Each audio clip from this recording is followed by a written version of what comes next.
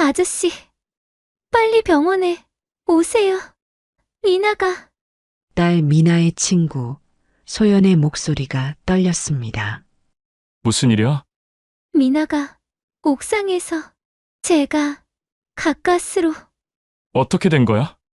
오늘 준호가 미나의 사생활 동영상을 유포하겠다고 협박했대요. 그는 눈앞이 새하얘졌어요. 억눌러온 분노가 그의 몸속에서 용암처럼 끌어올랐습니다. 도대체 그의 딸에게 어떤 일이 있었던 걸까요? 아침 6시, 태산의 일과는 늘 같았습니다. 알람 소리가 울리기도 전에 눈을 떴죠. 15년간의 습관은 쉽게 바뀌지 않았습니다.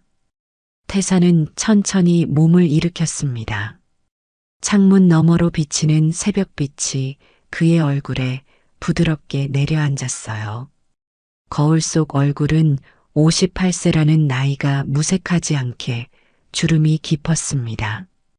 특히 눈가와 입가의 주름은 세월의 무게를 고스란히 담고 있었죠. 또 하루가 시작되는군. 태사는 중얼거리며 세면대 앞에 섰습니다. 차가운 물을 얼굴에 끼얹자 온몸에 전율이 흘렀어요. 순간 오른쪽 팔뚝의 문신이 눈에 들어왔습니다. 검은 용이 팔을 감싸고 있었죠. 과거의 흔적이었습니다. 세차장은 태산의 작은 왕국이었습니다. 태산 세차라는 간판 아래 하루 종일 물과 씨름하는 그의 모습은 누가 봐도 평범한 중년 남성 그 자체였어요. 15년 전 서울 남부를 주름잡던 백호파 행동대장. 미친 호랑이 강태산의 흔적은 찾아볼 수 없었습니다. 태산은 세차 호스를 집어들었습니다. 물줄기가 차체를 때리는 소리가 그에게는 마음의 안정을 가져다 주었어요. 그 소리에 집중하면 과거의 기억들이 희미해졌습니다. 폭력의 소리, 고통의 신음, 공포에 질린 눈빛들, 그 모든 것들이 물소리에 씻겨 내려갔죠. 아빠, 점심 가져왔어요. 태산의 마음속 어둠을 걷어내는 목소리였습니다. 미나였어요. 그의 전부인 딸이었습니다. 미나는 환한 미소를 지으며 도시락 가방을 들고 세차장으로 들어왔습니다. 흰색 간호사 유니폼이 그녀를 더욱 빛나게 했어요. 태산의 굳은 표정이 순간 녹아내렸습니다. 벌써 점심시간이냐? 바쁠 텐데 굳이 가져올 필요 없었는데. 태산의 말과 달리 그의 눈은 기쁨으로 반짝였습니다. 딸이 가져온 도시락은 언제나 그의 하루 중 가장 행복한 순간이었어요. 오늘은 병원 당직이 아니라서요. 그리고 아빠에게 소개해드릴 사람이 있어요. 미나의 목소리가 살짝 떨렸습니다. 태산의 눈썹이 움찔했어요. 가슴 한편이 불안하게 조여들었습니다. 누구? 나중에요. 먼저 식사부터 하세요. 미나는 도시락을 펼쳤습니다. 태산은 딸의 눈빛에서 무언가 달라진 점을 느꼈어요. 설렘과 불안이 섞인 듯한 빛이었습니다. 그날 밤 태산은 침대에 누워 천장을 바라보았습니다. 미나의 말이 자꾸 머릿속을 맴돌았어요. 그 사람 이름이 서준호예요. 부동산 중개업자인데 정말 성실하고 좋은 사람이에요. 준호라는 이름이 왠지 낯설게 느껴졌습니다. 태산의 가슴 한구석이 묵직하게 내려앉았어요. 직감이 그를 괴롭혔습니다. 오랜 세월 길거리에서 단련된 직감이었죠. 태산은 몸을 일으켜 서랍장으로 향했습니다. 가장 아래 서랍을 열자 오래된 상자가 나왔어요. 손이 미세하게 떨렸습니다. 15년 동안 열지 않았던 상자였습니다. 상자 안에는 낡은 사진 한 장이 있었습니다. 젊은 시절의 태산과 그의 아내 수미가 갓 태어난 미나를 안고 있는 사진이었어요. 수미의 미소가 태산의 가슴을 찔렀습니다. 수미가 암으로 세상을 떠난 그날, 태산은 모든 것을 내려놓기로 결심했었죠. 수미야, 내가 잘하고 있는 걸까? 목소리가 떨렸습니다. 방 안에 흐르는 정적이 그를 감쌌어요. 태산의 눈가에 뜨거운 것이 맺혔습니다. 다음 날 세차장에 낯선 손님이 찾아왔습니다. 검은색 제네시스에서 내린 사람은 최병철이었어요. 태산의 옛 부하였습니다. 형님, 오랜만입니다. 병철의 목소리에는 예전의 공손함이 그대로 묻어 있었습니다. 하지만 태산은 그의 눈빛에서 다른 의도를 읽었어요. 가슴 한편이 불안하게 요동쳤습니다. 무슨 일이냐?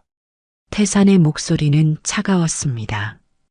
병철은 잠시 머뭇거리다 입을 열었어요. 다시 돌아오셨으면 합니다. 형님이 필요합니다. 태산의 눈이 날카롭게 빛났습니다. 오랫동안 억눌러왔던 무언가가 그의 내면에서 꿈틀거렸어요. 하지만 태산은 깊게 숨을 들이마시고 천천히 내뱉었습니다. 나는 이미 그 세계를 떠났다. 다시는 돌아가지 않을 거야. 병철의 표정이 굳어졌습니다. 태산은 그의 어깨를 가볍게 두드렸어요. 새 차나 받고 가라. 태산은 다시 호스를 집어들었습니다. 물소리에 집중했어요. 하지만 이번에는 과거의 소리들이 쉽게 지워지지 않았습니다. 그의 평화로운 가면 아래에서 무언가가 깨어나고 있었습니다. 일요일 오후 태산의 작은 아파트에는 낯선 긴장감이 감돌았습니다. 거실 소파에 앉아있는 서준호를 바라보는 태산의 눈빛이 날카로웠어요. 처음 딸이 데려온 남자를 보는 아버지의 마음은 복잡했습니다. 준호는 단정한 차림새에 부드러운 미소를 지니고 있었습니다.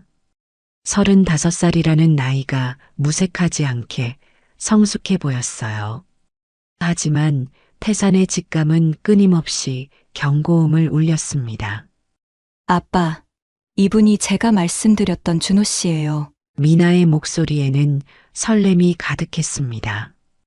태산은 그런 딸의 모습에 가슴 한편이 찌릿했어요. 수미를 닮은 미소였습니다. 안녕하세요. 얘기 많이 들었습니다. 준호가 공손하게 인사했습니다. 태산은 말없이 고개를 끄덕였어요.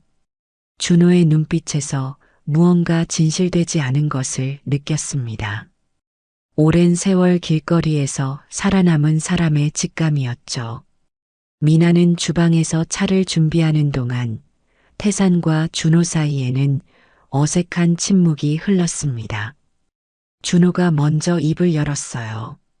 제가 부동산 중개업을 하고 있는데 요즘 강남 쪽 투자가 아주 좋습니다. 태산의 눈썹이 살짝 움찔했습니다. 첫 만남에서 투자 이야기를 꺼내는 것이 마음에 들지 않았어요. 가슴속에서 불편한 감정이 일렁였습니다.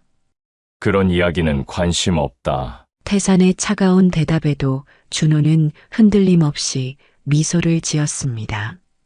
그 모습이 더욱 불편하게 느껴졌어요. 그날 이후 미나는 점점 바빠졌습니다. 병원 근무가 끝나면 준호를 만났고 주말에도 외출이 잦아졌어요. 태산은 혼자 식탁에 앉아 딸이 차려놓고 간 음식을 먹으며 쓸쓸함을 삼켰습니다. 한 달이 지났을 무렵 미나의 표정이 점점 밝아졌습니다. 어느 저녁 미나는 들뜬 목소리로 태산에게 말했어요. 아빠, 준호 씨가 정말 좋은 투자처를 알려줬어요. 제 적금이랑 퇴직금 모아둔 거 투자했더니 벌써 수익이 나고 있대요. 태산의 가슴이 철렁 내려앉았습니다. 입술이 바짝 말랐어요. 얼마나 넣었니? 5천만 원이요. 괜찮아요, 아빠. 준호 씨가 다 책임진대요.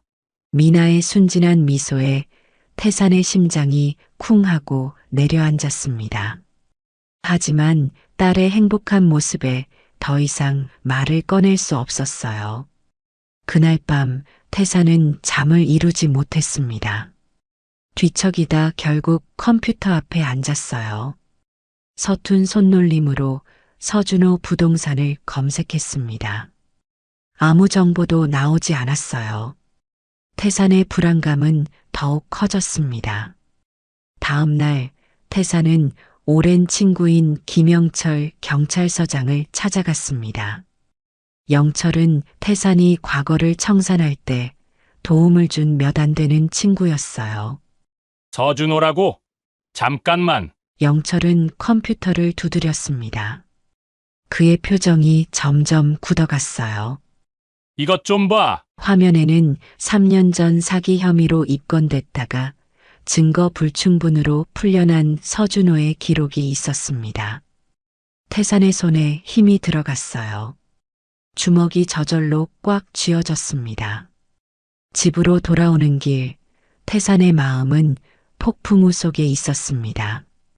아파트 주차장에 차를 세우고 올라가는데 1층 우편함에서 낯선 봉투를 발견했어요. 미나 앞으로 온 등기우편이었습니다. 태사는 봉투를 들고 집으로 향했습니다. 거실에 앉아 봉투를 바라보았어요. 불안감이 온몸을 타고 흘렀습니다. 결국 봉투를 열었죠. 그 안에는 투자 계약서가 있었습니다. 태산의 눈이 커졌어요. 계약서 상단에는 지방 휴양지 개발 프로젝트라고 적혀 있었습니다. 하지만 계약 내용은 모호했고 투자 회사명도 들어본 적 없었어요. 태산의 가슴이 답답했습니다. 숨이 제대로 쉬어지지 않았어요. 그때 현관문이 열리며 미나가 들어왔습니다. 아빠, 제 우편물이에요? 미나의 목소리에 태산은 움찔했습니다. 미나의 표정이 어두워졌어요. 왜 제 우편물을 여셨어요? 태산은 천천히 일어섰습니다. 목소리를 가다듬었어요. 이게 무슨 계약서냐? 미나의 얼굴이 붉어졌습니다. 분노와 당혹감이 뒤섞인 표정이었어요. 그건 준호 씨가 알려준 투자예요. 아빠, 제발 제 일에 간섭하지 마세요. 태산은 가슴이 찢어지는 듯한 아픔을 느꼈습니다. 딸의 차가운 목소리가 그를 꿰뚫었어요. 일주일 후 늦은 밤이었습니다.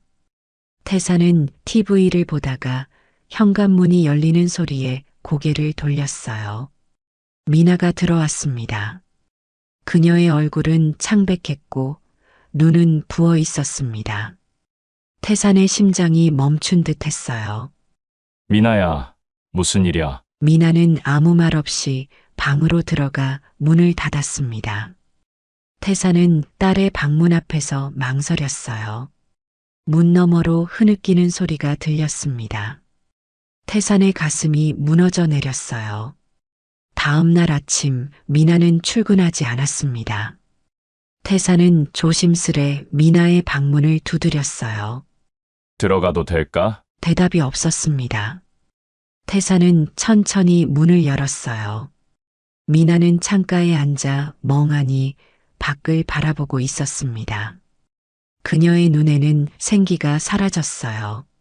준호 씨가 모든 돈을 가지고 사라졌어요. 미나의 목소리는 생명력을 잃은 듯 했습니다. 태산의 내면에서 무언가가 끊어졌어요. 15년간 억눌러온 분노가 서서히 깨어나기 시작했습니다. 비가 내리는 목요일 저녁이었습니다. 태산은 세차장 셔터를 내리고 있었어요. 오늘따라 비가 유난히 차갑게 느껴졌습니다. 핸드폰이 울렸어요. 미나의 친구 소연이었습니다.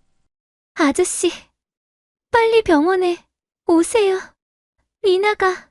소연의 목소리가 떨렸습니다. 태산의 심장이 멈춘 것 같았어요. 귀에서 웅웅거리는 소리가 들렸습니다. 무슨 일이야? 미나가 옥상에서 제가 겨우 붙잡았어요. 태산의 시야가 흐려졌습니다. 다리에 힘이 풀렸어요. 순간 온몸이 얼어붙는 느낌이었습니다. 병원 응급실은 형광등 불빛으로 가득했습니다. 태사는 정신없이 뛰어들어갔어요. 소연이 복도에서 기다리고 있었습니다. 눈가가 붉게 부어 있었어요. 어떻게 된 거야? 태산의 목소리가 떨렸습니다. 소연은 고개를 푹 숙였어요. 미나가 준호한테 계속 시달렸어요. 헤어진 후에도 찾아오고, 문자도 계속 보내고, 태산의 얼굴이 굳어졌습니다. 소연은 말을 이었어요. 오늘 준호가 미나의 사생활 동영상을 유포하겠다고 협박했대요. 태산의 귀에서 윙 하는 소리가 들렸습니다. 눈앞이 새하얘졌어요. 15년간 억눌러온 분노가 그의 몸속에서 용암처럼 끌어올랐습니다. 의사가 다가왔습니다. 태사는 무거운 발걸음으로 의사를 따라갔어요. 병실 문을 열자 창백한 얼굴의 미나가 눈에 들어왔습니다. 팔목에는 붕대가 감겨 있었어요. 태산의 심장이 찢어지는 듯 했습니다. 아빠, 미나의 목소리는 바람에 흩날리는 낙엽처럼 힘이 없었습니다. 태사는 딸의 손을 잡았어요. 손이 차갑게 식어 있었습니다. 괜찮아. 아빠가 다 해결할게. 태산의 목소리는 담담했지만 그의 눈에는 불꽃이 일었습니다. 오랫동안 잠자던 야수가 깨어났어요. 병원을 나온 태산은 소연에게 준호에 대한 모든 정보를 물었습니다. 주소, 자주 가는 장소, 차량까지. 소연은 태산의 변화된 분위기에 놀란 듯 했어요. 아저씨, 경찰에 신고하는 게 태산은 고개를 흔들었습니다. 그의 눈빛이 달라져 있었어요. 더 이상 평범한 세차장 주인의 눈빛이 아니었습니다. 집으로 돌아온 태사는 옷장 깊숙한 곳에서 작은 열쇠를 꺼냈습니다. 그 열쇠로 지하 창고를 열었어요. 창고 안에는 오래된 금고가 있었습니다. 태산의 손이 미세하게 떨렸어요. 금고를 열자 그 안에는 검은 천으로 쌓인 물건이 있었습니다. 천을 걷자 날카로운 칼이 드러났습니다. 조직 시절 그의 트레이드 마크였던 칼이었어요. 태사는 칼날을 바라보았습니다. 금속 표면에 자신의 일그러진 얼굴이 비쳤어요. 낯설면서도 익숙한 얼굴이었습니다. 다음 날 아침 태사는 김영철 경찰서장을 찾아갔습니다. 영철은 태산의 표정을 보고 놀랐어요. 무슨 일이야? 얼굴이 태산은 준호에 대한 모든 것을 말했습니다. 영철의 표정이 심각해졌어요. 증거가 필요해. 법적으로 처리하려면 태산의 눈이 날카롭게 빛났습니다. 영철은 태산의 어깨를 붙잡았어요. 내가 알아. 네가 무슨 생각을 하는지. 하지만 그러지 마. 15년을 버틴 거야. 태산은 영철의 손을 뿌리쳤습니다. 그의 입술이 꽉 다물어졌어요. 내 딸이 죽을 뻔했어. 태산의 목소리는 얼음장처럼 차가웠습니다. 영철의 얼굴에 걱정이 깃들었어요. 태산은 오래된 창고 건물 앞에 도착했습니다. 최병철이 그를 기다리고 있었어요. 병철은 태산의 눈빛을 보고 묵묵히 고개를 숙였습니다. 필요한 건 다 준비했습니다.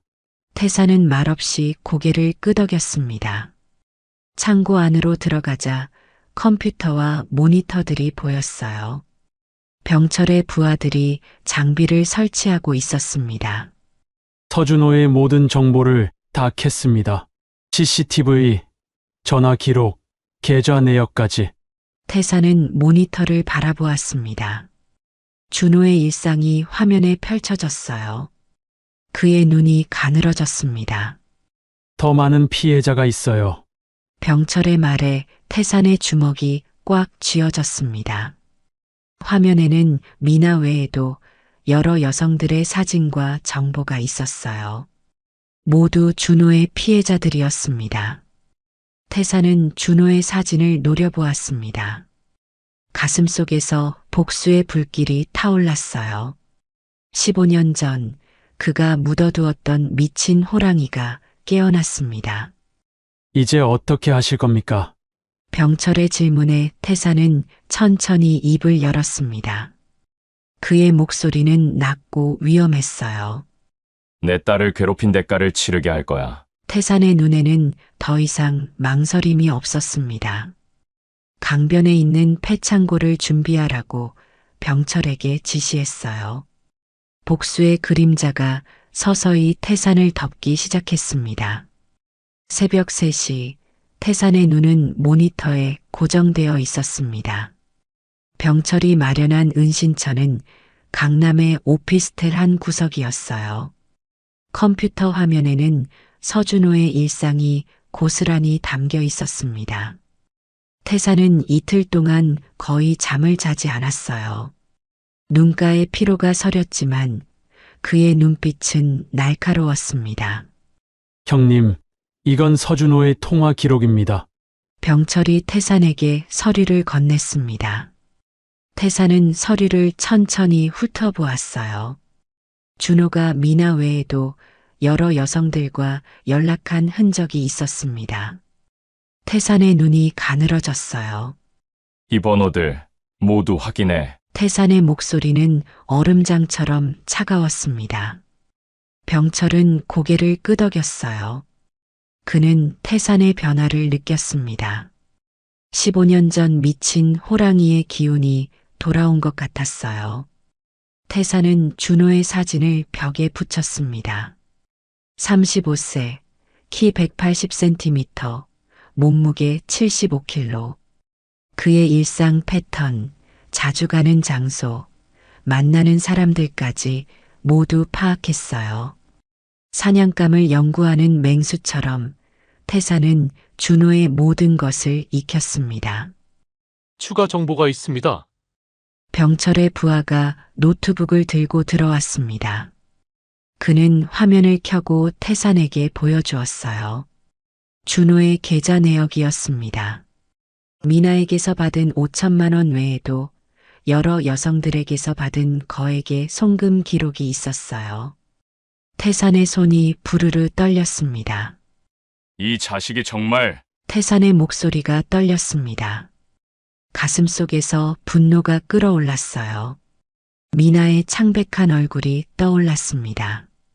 붕대로 감긴 그녀의 팔목, 생기를 잃은 눈동자, 태산의 주먹이 꽉 쥐어졌어요. 그날 저녁 태산은 병원을 찾았습니다.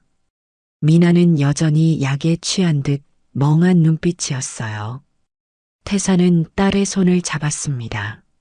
괜찮아질 거야. 아빠가 다 해결할게. 미나의 눈에 눈물이 고였습니다. 그녀의 입술이 떨렸어요. 아빠처럼 되기 싫어요. 태산의 가슴에 날카로운 통증이 흘렀습니다. 미나의 말은 화살처럼 그의 심장을 꿰뚫었어요. 미나는 태산의 과거를 알고 있었습니다. 어머니가 죽기 전 모든 것을 딸에게 말해두었던 거죠. 병원을 나온 태산은 걸음을 멈추었습니다. 밤하늘을 올려다보았어요. 별 하나 보이지 않는 하늘이었습니다. 그의 마음처럼 어두웠죠. 딸의 말이 계속 귓가에 맴돌았습니다.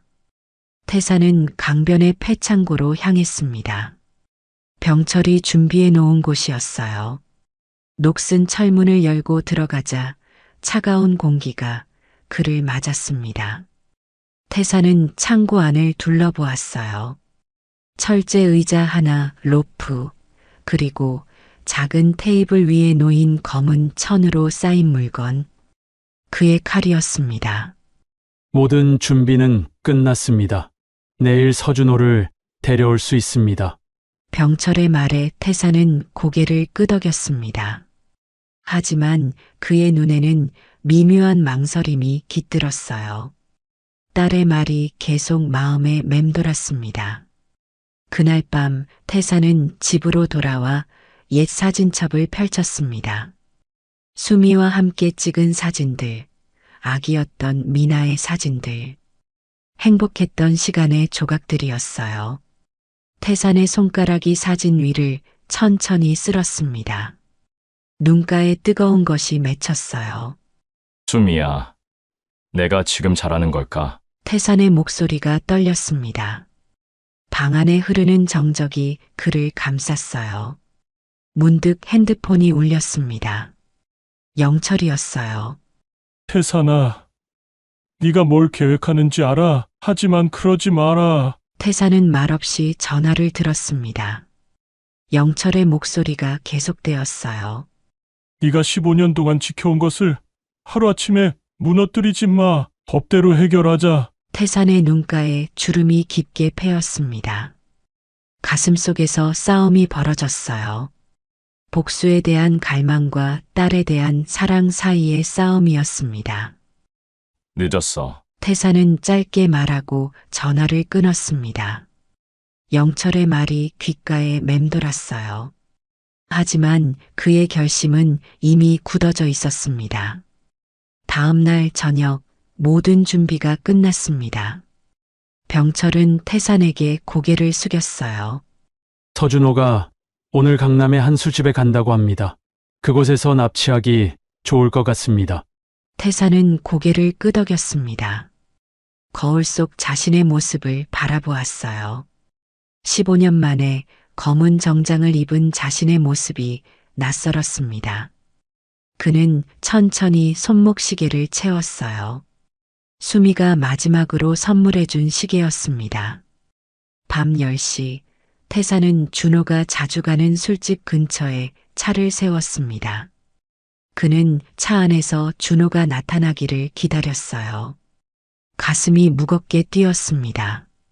마치 첫 임무를 수행하던 젊은 시절로 돌아간 느낌이었어요. 자정이 조금 지났을 때 준호가 술집에서 나왔습니다. 비틀거리는 걸음으로 주차장으로 향하는 그의 뒷모습을 태산은 날카롭게 주시했어요. 순간 태산의 머릿속에 미나의 울음소리가 들리는 듯 했습니다. 태산은 천천히 차에서 내렸습니다. 어둠 속에서 준호를 향해 걸어갔어요. 심장이 빠르게 뛰었습니다. 15년 만에 돌아온 사냥의 순간이었어요. 서준호 씨, 태산의 목소리에 준호가 돌아섰습니다. 술에 취한 눈으로 태산을 바라보았어요. 누구? 준호의 말이 채 끝나기도 전에 태산의 주먹이 그의 복부를 강타했습니다. 준호는 소리도 지르지 못한 채 쓰러졌어요. 태산은 재빠르게 준호를 차에 실었습니다. 모든 것이 계획대로였어요. 강변의 패창고로 향하는 차 안에서 태산은 백미러로 뒷좌석의 준호를 바라보았습니다. 복수의 그림자가 그의 마음을 완전히 덮었어요. 하지만 동시에 미나의 목소리가 계속해서 그의 귓가에 맴돌았습니다.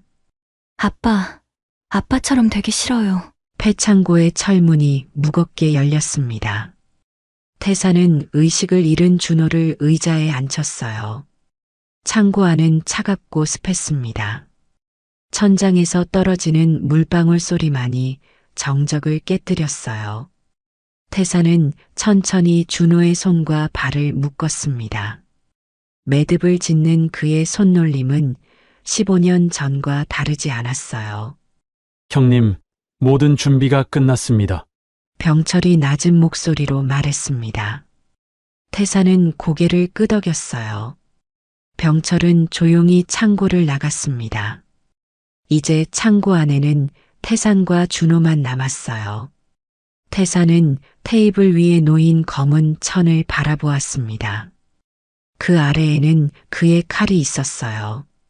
태산의 호흡이 무거워졌습니다. 가슴 속에서 무언가가 요동쳤어요. 준호가 신음을 내며 깨어났습니다. 그는 눈을 깜빡이며 주변을 살폈어요. 공포가 그의 얼굴을 덮었습니다. 여기가 어디죠? 누구세요? 준호의 목소리가 떨렸습니다. 태사는 천천히 그에게 다가갔어요. 창고의 희미한 불빛 아래 태산의 얼굴이 드러났습니다. 미나의 아버지다. 태산의 목소리는 낮고 무거웠습니다. 준호의 눈이 커졌어요. 공포가 그의 온몸을 뒤덮었습니다. 아저씨, 오해가 있어요. 제가 설명할 수 있어요. 준호의 말은 공허했습니다. 태산의 눈빛이 날카로워졌어요. 그는 테이블로 다가가 검은 천을 들어 올렸습니다. 날카로운 칼날이 창고의 불빛에 반사되었어요. 준호의 얼굴이 백지장처럼 하얘졌습니다. 그의 몸이 떨려왔어요. 제발 살려주세요. 준호의 목소리가 흐느낌으로 변했습니다. 태사는 천천히 칼을 들어 올렸어요. 15년 만에 다시 손에 쥔 칼은 낯설면서도 익숙했습니다. 그 순간 태산의 머릿속에 미나의 목소리가 울려 퍼졌습니다. 아빠처럼 되기 싫어요. 태산의 손이 멈췄습니다. 가슴 한구석이 찌르르 아팠어요. 미나의 얼굴, 수미의 얼굴이 그의 머릿속을 스쳐 지나갔습니다. 태산의 손이 미세하게 떨렸어요. 왜 망설이시는 거예요? 병철의 목소리가 들렸습니다. 그는 언제 들어왔는지 창고 문 앞에 서 있었어요. 태산은 천천히 고개를 돌렸습니다. 그의 눈에는 복잡한 감정이 어려 있었어요. 네가 내 딸을 망가뜨리려 했지만 태산이 준호에게 천천히 말했습니다. 그의 목소리는 무겁지만 흔들림이 없었어요. 난 네가 나를 망가뜨리도록 두지 않을 거야. 태산은 칼을 테이블 위에 내려놓았습니다. 준호의 눈에 혼란이 어렸어요. 태산은 주머니에서 작은 녹음기를 꺼냈습니다. 그는 버튼을 눌렀어요. 나 서준호, 강미나에게서 5천만 원을 받아 가르쳤습니다. 다른 여성들에게도 같은 수법으로. 준호의 목소리가 녹음기에서 흘러나왔습니다. 그것은 준호가 술에 취했을 때 태산이 몰래 녹음한 것이었어요. 태산은 녹음기를 끄고 주머니에 넣었습니다. 이건 병철이 놀란 목소리로 말했습니다. 태산은 고개를 끄덕였어요.